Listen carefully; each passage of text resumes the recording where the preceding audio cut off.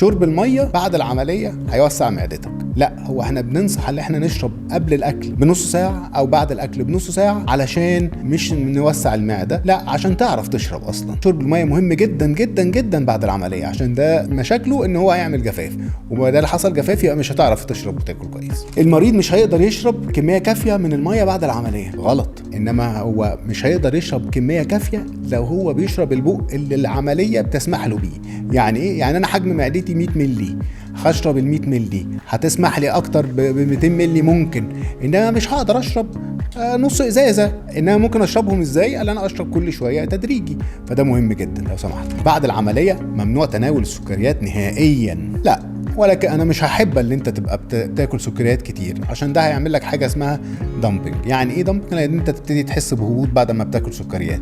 فلو سمحت هنقلله بشكل كبير. يعني بعد العمليه خطر جدا على الست انها تحمل. لو سمحتي ما تسمعيش الكلام ده. انما الاهم والاهم ان احنا نعرف هيبقى الحمل امتى. يعني ايه؟ لازم يعدي من 12 الى 18 شهر على الاقل عشان حضرتك تبتدي تفكري في حمل تاني.